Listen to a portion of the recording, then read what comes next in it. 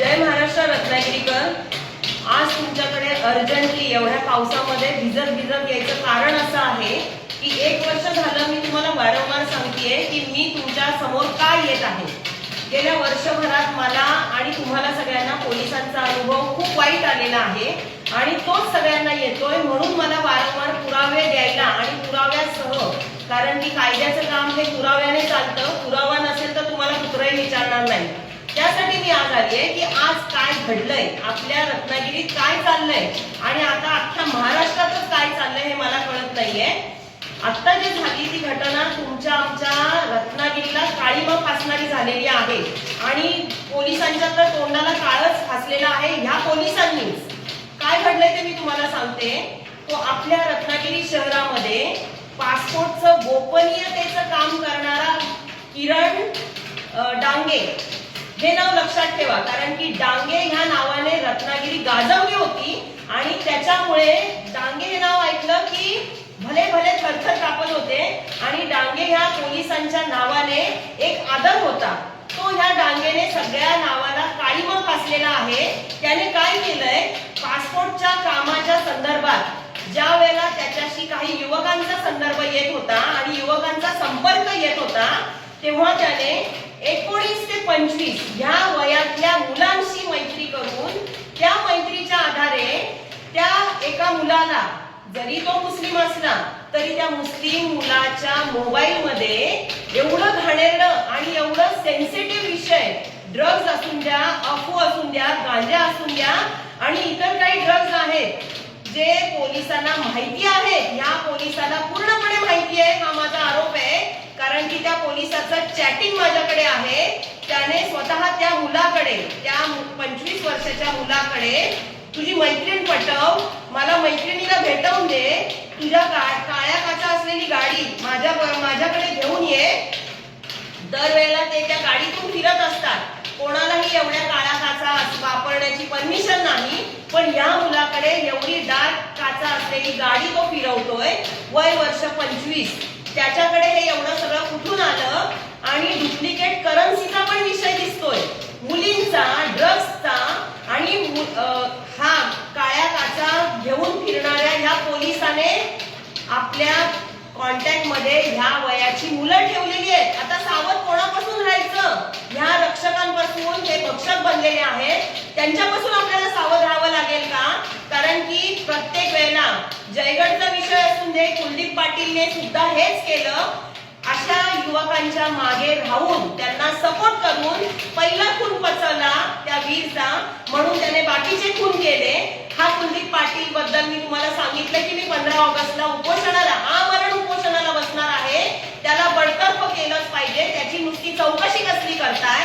तसेच आता एक जे पोलीस येत आहेत त्याच्यामध्ये हा आणखी सेन्सिटिव्ह पोलीस येतोय की ही जी आपल्या बरोबर मुलगी आहे तिच्या नवऱ्याचे आणि तिचे फोटो एका 2 मुलांच्या संपर्कातून त्या मुलाच्या मोबाईल मध्ये दिसले आणि हे जेव्हा त्या मुलीच्या नवऱ्याला कळलं की आपल्या नवरा बायकोचे फोटो आणि व्हिडिओ त्या मुलाच्या मोबाईल मध्ये आहेत, ते कसे काय केले ते माहित नाही, पण त्या व्हिडिओला बघून याने त्या दोघांच्या मित्रांमध्ये चर्चा झाली। एक मुलगा आपल्याकडचे व्हिडिओ फोटो त्या मुलाला दाखवत होता आणि ते फोटो दाखवताना आपल्या ओळखीच्या मुलाच्या बायकोचे फोटो बघितल्यावर याला आता ते त्या मित्राने सांगणार असं समोरच्याला कळल्यावर तो मुलगा आपला मोबाईल घेऊन त्याच्याकडे आला आणि हे बघ, मी तुझ्या बायकोचे फोटो माझ्याकडे होते, व्हिडिओ तुझ्याकडे माझ्याकडे होते, मी ते डिलीट करतोय असं सांगितलं। त्यावेळेला ह्या मुलाला राग आला आणि तो राग आल्यावर त्याने मोबाईल चेक केल्यावर, तिच्या नवऱ्याने तो मोबाईल चेक केल्यावर हिंदू आणि मुस्लिम मुली 18 ते 20 वर्षाच्या, 22 वर्षाच्या ह्या मुलींचे घाणेरडे फोटो आणि व्हिडिओ त्या मोबाईल मध्ये आहेत। 100% हा मुलगा ब्लॅकमेलिंग करत होता, कोणाच्या जीवावर, ह्या डांग्याच्या जीवावर। अजून किती पोलीस आहेत, कारण की जेव्हा तो मोबाईल ह्या मुलाने, हिच्या नवऱ्याने काढून घेतला तेव्हा ही लोक पोलीस स्टेशनला गेली, की पोलीस स्टेशनला बोलवून घेतलं यांना की तू त्याचा मोबाईल का घेतलेला आहे। पोलिसांनी बोलवल्यावर दीपू साळवी, या पोलिसाचे फोन नाव आलेलं आहे, त्याने फोन केले होते आणि दीपू साळवींनी तो मोबाईल काढून घेतला होता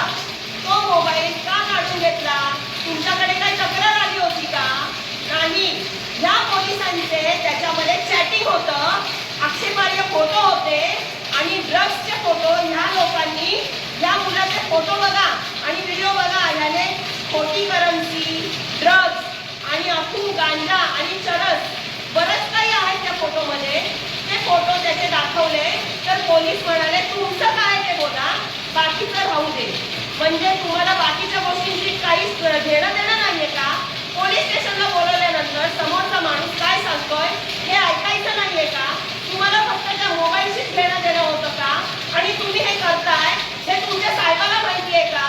तुमचे साहेब ज्यांना मी 11:30 वाजता एसपी साहेब तुम्हालाही मेसेज टाकलाय की मला अर्जंटली काही तुमच्याशी बोलायचंय. महामुनी साहेब मी तुम्हालाही मेसेज टाकला होता की मला अर्जंटली काही बोलायचंय.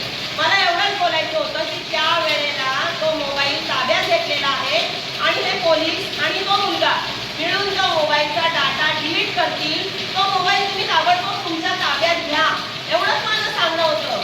ह्या पोलिसांनी काय चालवलेलं आहे आणि 20 ते 25 वर्षाच्या मुलांना टार्गेट करून त्यांच्याबरोबर दारू प्यायला बसून दारू पिण्यासाठी बोलावून घेऊन हे ड्रग्स आणि खोट्या नोटांबद्दल तिथे जे काही चाललेलं आहे हे कितपत योग्य आहे आणि असे पुरावे तुम्हाला मी देतेय, माझ्याकडे आहेत.